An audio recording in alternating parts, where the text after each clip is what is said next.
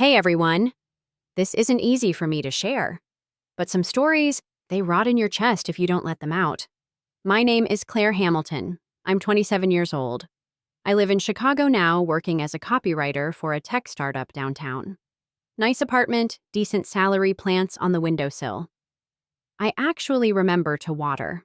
To most people who meet me today, I seem put together, confident, grounded, maybe even lucky. But what they don't see is the girl I used to be. The one who grew up in a small, quiet town in Ohio, in a house full of noise, yet somehow felt completely invisible.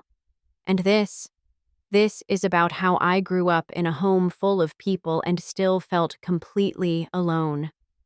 I was the youngest of three: Emma, the beautiful one; Jacob, the star athlete.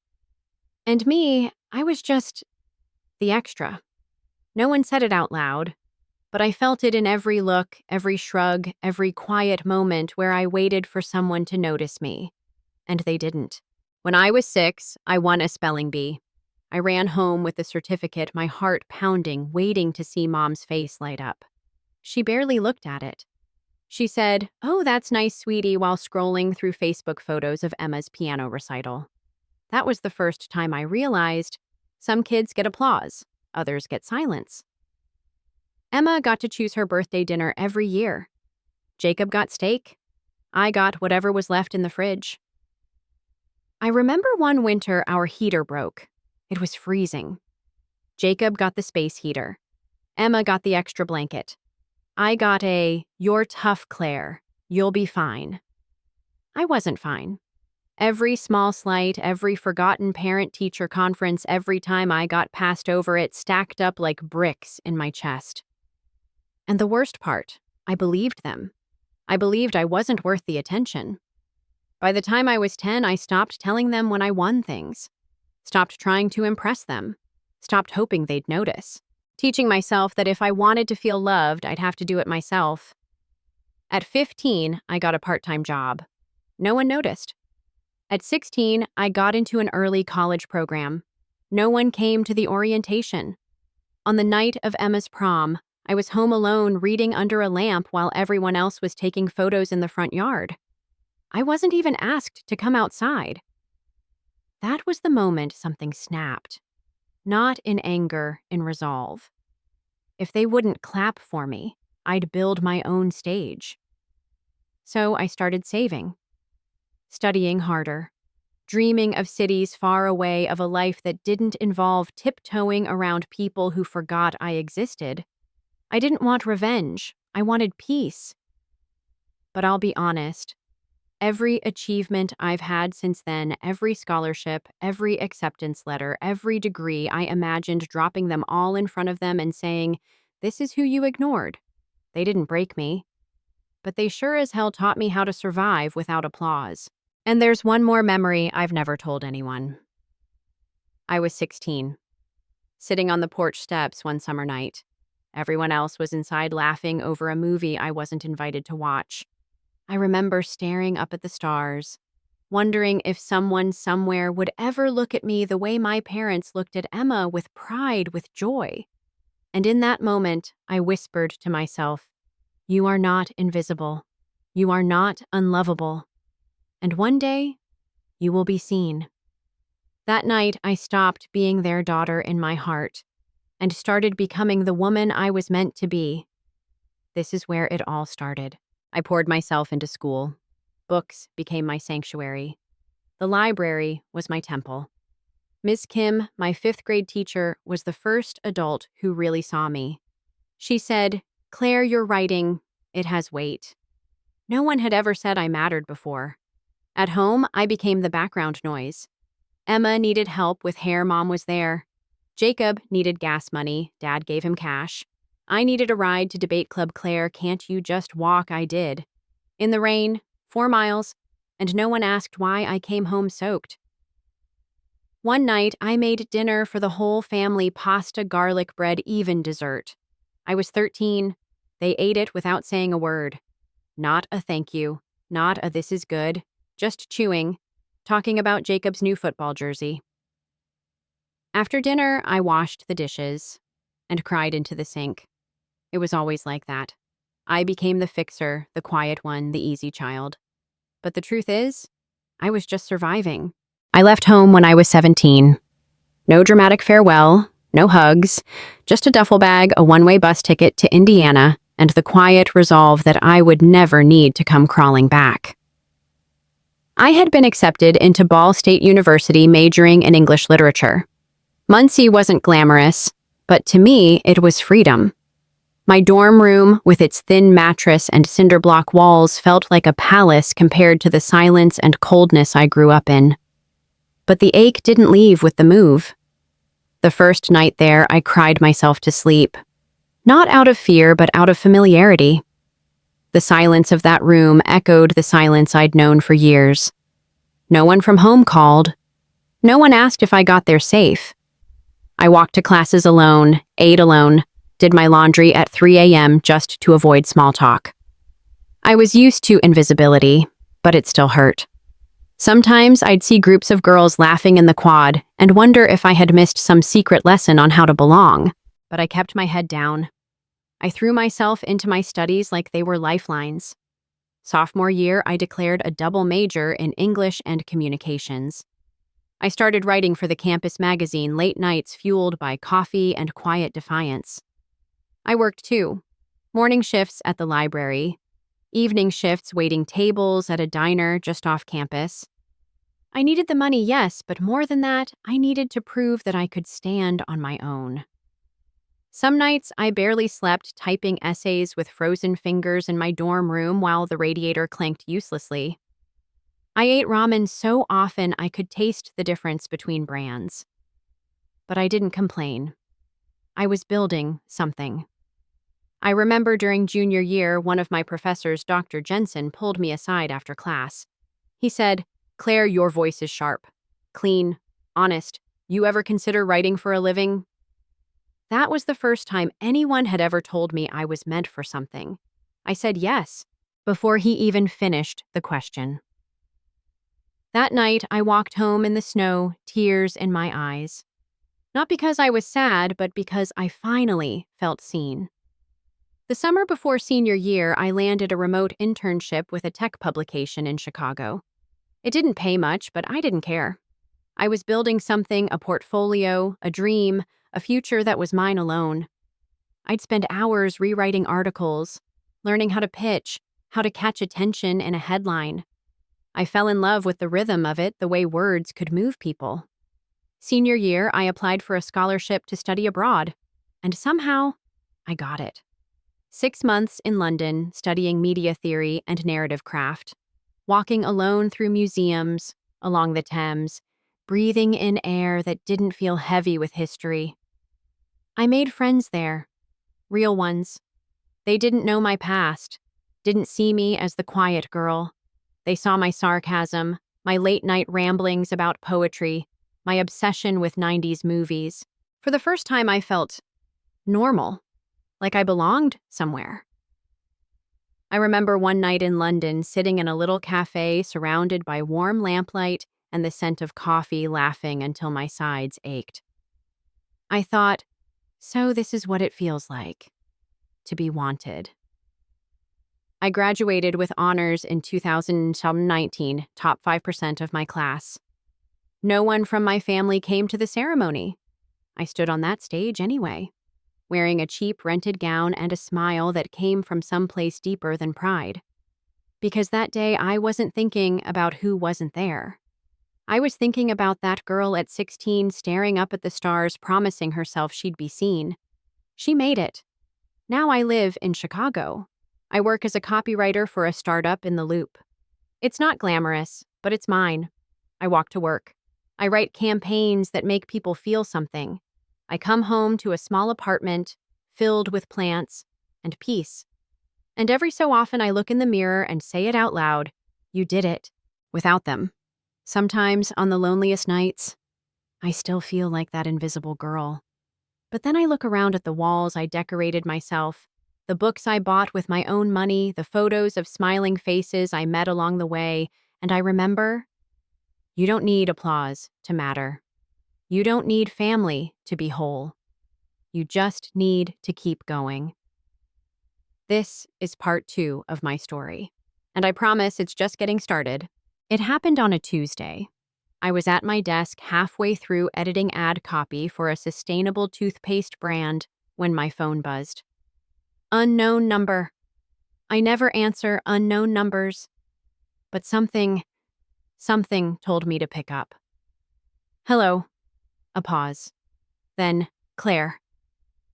My heart dropped. It was my mother's voice. Soft. Familiar. A little older. But unmistakable. I froze. I hadn't spoken to her in 5 years. Not since the day I left home and no one said goodbye. She started talking fast, awkwardly, like she was trying to outrun the silence. How are you? We've been thinking about you.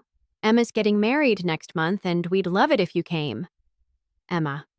Of course. I leaned back in my chair, staring at the blinking cursor on my screen. Not a word in 5 years. And now an invitation. No apology. No, I'm sorry we hurt you. Just a dress code and a date. I didn't yell. I didn't cry. I just said, why now? She paused, then sighed.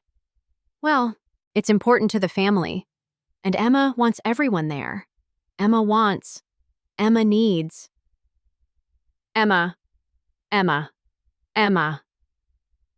I hung up. That night, I sat on my fire escape, watching the city breathe.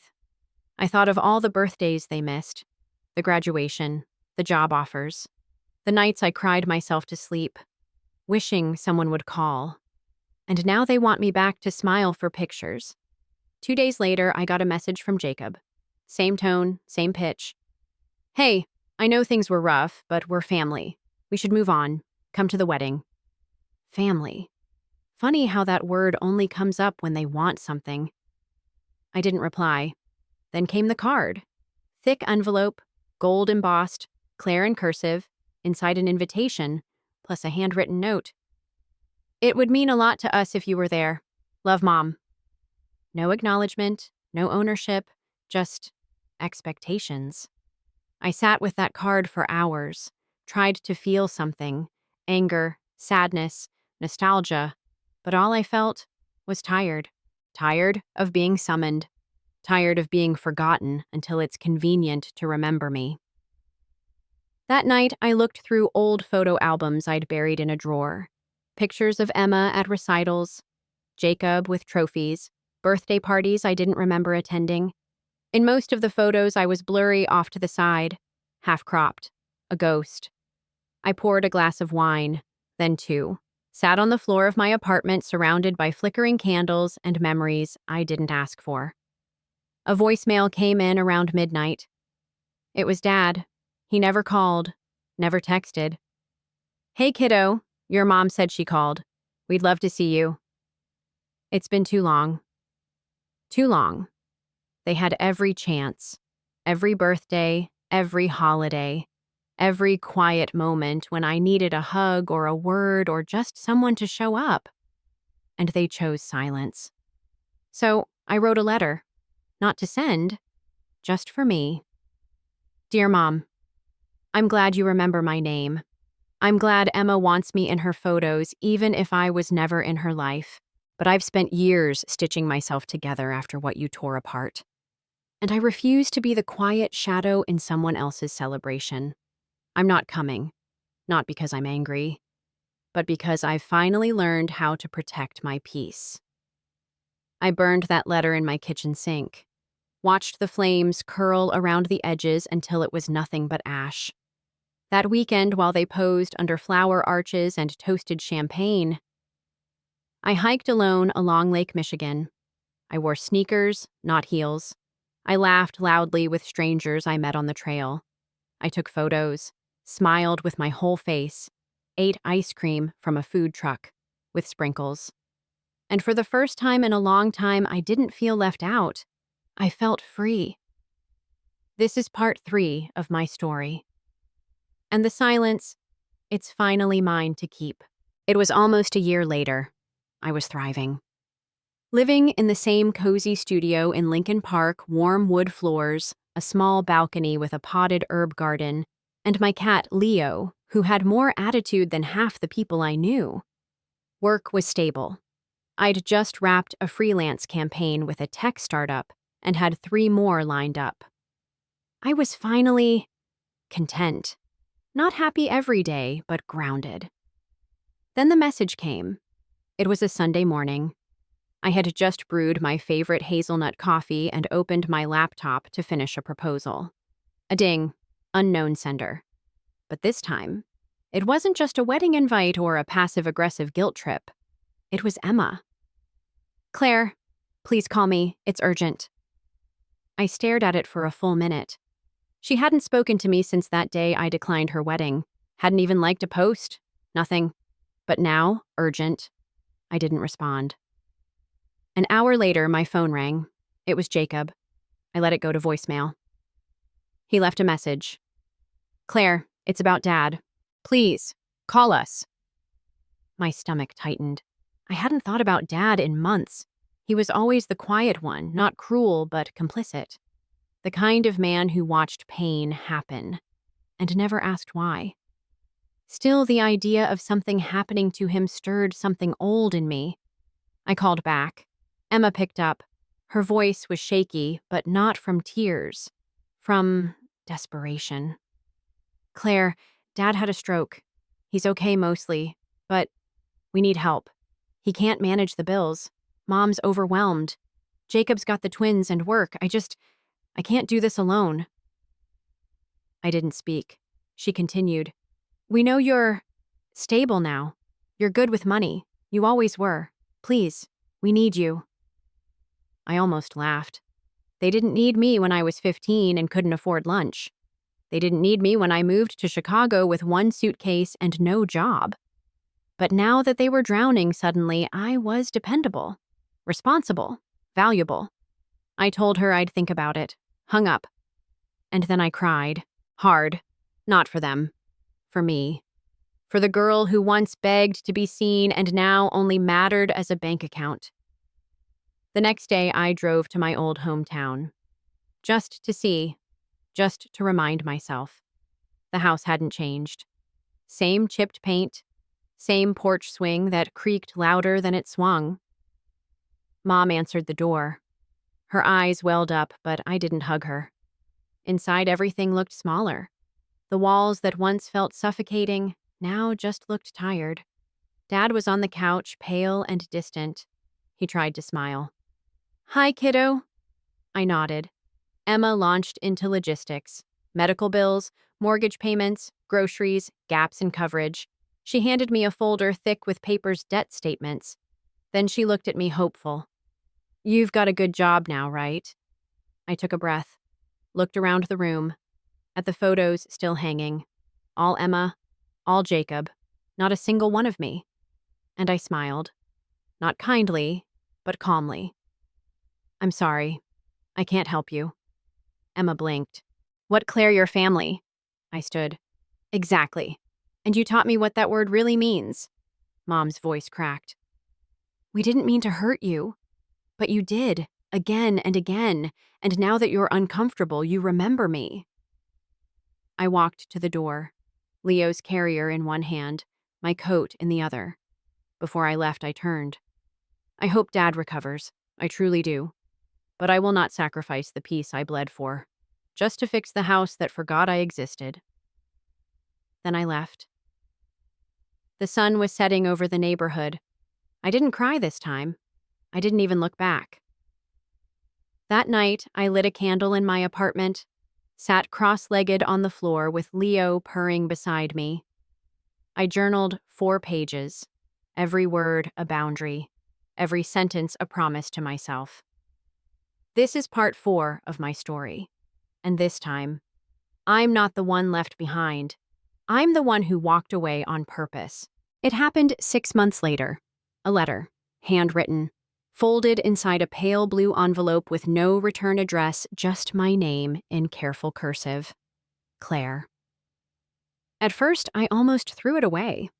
I thought it was another guilt tactic, another attempt to reel me back in with half-hearted regret. But something, maybe morbid curiosity, made me open it. It was from Mom. And for the first time in years, she didn't justify, didn't blame, didn't deflect. She wrote, "I know I failed you. I see it now. Every silence, every time I chose the others over you. It wasn't because you weren't lovable. It was because I didn't know how to love someone who didn't demand it. You were so strong, Claire. I mistook your strength for not needing me. I was wrong. I was a coward. And I am sorry." My hands trembled. I reread it 3 times. And then I sat in stillness. Because this was the apology I used to dream about.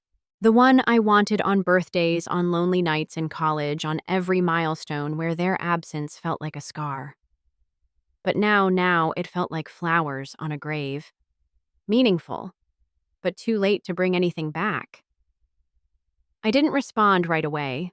I carried the letter in my purse for weeks like a ghost I couldn't shake. Then another message came. Emma. This time she didn't ask for anything, just said, "I'm sorry too. For the wedding. For the years of pretending we were close when I never made the effort. I miss you." Jacob followed. An email. "I was the big brother. I should have acted like one. You didn't deserve how we treated you. I don't expect forgiveness. I just hope you're okay." One by one, they trickled in. Late apologies. Like rain on scorched earth, too dry to soak it up. And then came the real reason they reached out. A lawyer's letter, brought to my new apartment in Chicago. My grandmother, Mom's mother, had passed away quietly in her sleep. And somehow, despite everything she had left, something for me. A small inheritance. Nothing massive, but enough to raise eyebrows. I wasn't even aware she remembered my birthday. Yet there it was, a savings account in my name, released only with a full family signature. That's when the calls began in earnest. Mom again. Jacob. Even Dad, who hadn't spoken to me in years, Claire Mom said on the voicemail. "We'd really love to talk about tying up loose ends. There's some paperwork. It's important." They didn't say it outright, but I knew. They only wanted me now because I had something they needed. And you know what's strange? I didn't feel satisfaction. I didn't feel rage, just a quiet ache, because I had already buried the version of me who needed those words. That Claire, the one who stayed up late writing poems no one would read, who reheated dinner alone, who wished on birthday candles for love, she was gone. In her place stood a woman who had learned to be her own home. So I did something radical. I wrote back, not with blame, not with a list of every bruise they gave me, just truth. "Thank you for your letters. I appreciate the words. I hope you're all doing better, but I'm not ready, and maybe I never will be, to come back into that world. I'm not angry. I'm just done bleeding." And then I mailed them. One to Mom, one to Emma, one to Jacob. After that, I blocked their numbers, not out of spite, but to protect the silence I had earned. Weeks passed. I kept writing. Stories, essays, even started a memoir, one chapter at a time. It was healing not to rewrite the past, but to finally tell it in my own words. Sometimes healing isn't loud. Sometimes it's a quiet apartment filled with soft music, the scent of cinnamon tea, and a cat curled at your feet. Sometimes closure doesn't look like a reunion. It looks like a woman lighting a candle at her window and not waiting for anyone to come home. One evening, I walked along the lakefront where the city lights shimmered on the water like stars scattered beneath my feet. I watched couples stroll past, friends laughing, a dad holding his daughter on his shoulders. And for a brief moment, I wondered, would I ever create a family that feels whole? Then I smiled, because I already had. Not one of blood, but of choice. Of mentors, friends, fellow survivors. People who saw me, not for who they expected me to be, but for who I became. And to those of you who stayed with me through this story, thank you for listening, for hearing the voice of a little girl who grew up invisible and made herself impossible to ignore. You gave weight to my words. And whether you've been that forgotten child or loved someone who has, I hope this reminded you. You are not alone. You are not broken. You are not too late. This is part 5. The final chapter for now. And it ends not with revenge, not with reunion, but with peace. And peace, I've learned, is the loudest victory